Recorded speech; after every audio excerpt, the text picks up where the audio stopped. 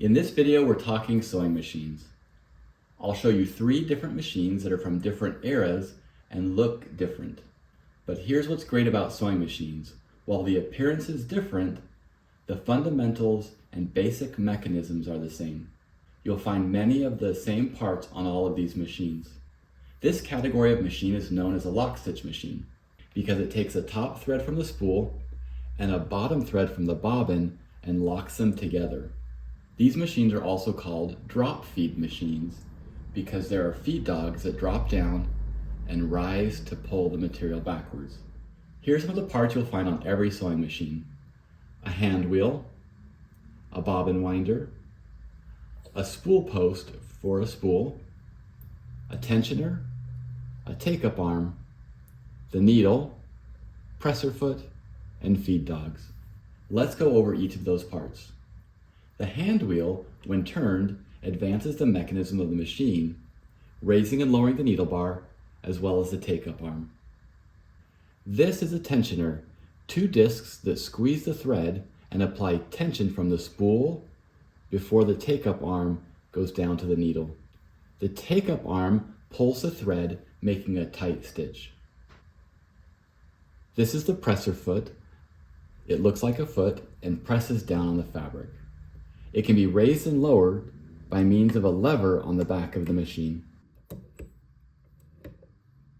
Below the presser foot are the feed dogs. They're a toothed mechanism that pulls the fabric forward and advances it as you sew. When threading a machine, it's always the same. You go from the spool to the tensioner to the take-up to the needle.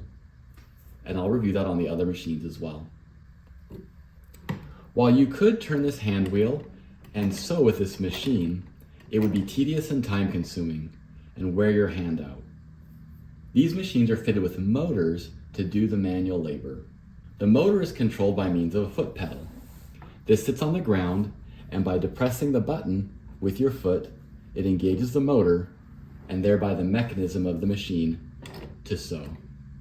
This motor spins a pulley which rubs directly on the hand wheel to operate this machine. This is a method you won't see in modern machines. New machines use a belt from the motor to the hand wheel.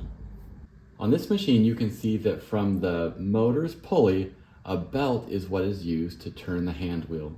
This is common on modern machines, though you generally won't see either the motor or the belt. They're hidden behind plastic facades.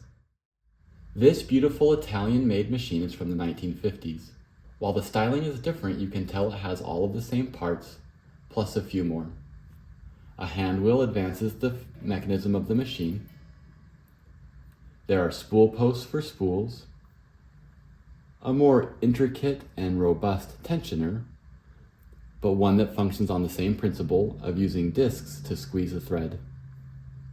A take-up arm, needle, presser foot, and underneath the presser foot, also lifted by a lever on the back of the machine, the feed dogs.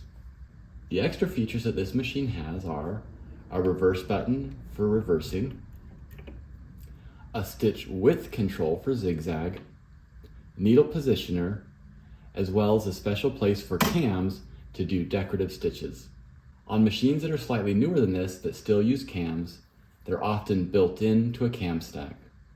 Even newer machines have stitches that are controlled by computer and not by cams. This machine has a really cool bobbin winder hidden behind this little door.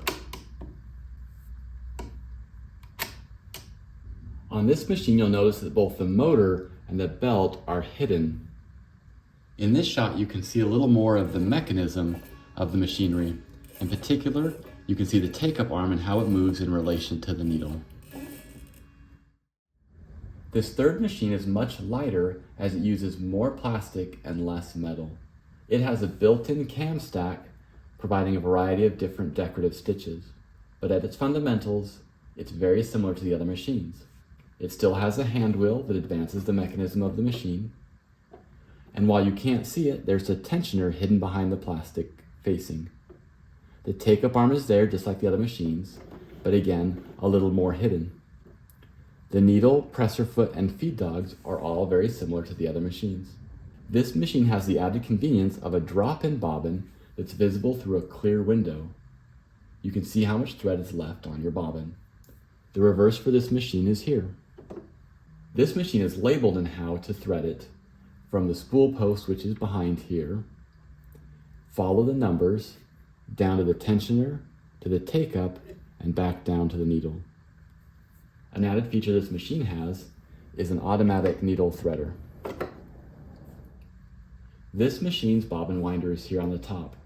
Place the bobbin on, press it over, and it will wind automatically as you sew.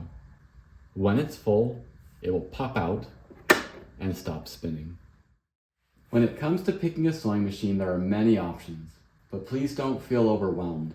Remember, at their core, these machines are all the same, with the same basic parts and function, creating a beautiful, convenient lock stitch. So whether you go with an older machine or a newer machine, one that's more basic or one that has more features, the best machine is the one you actually use. So find something that's convenient and works for you and start sewing.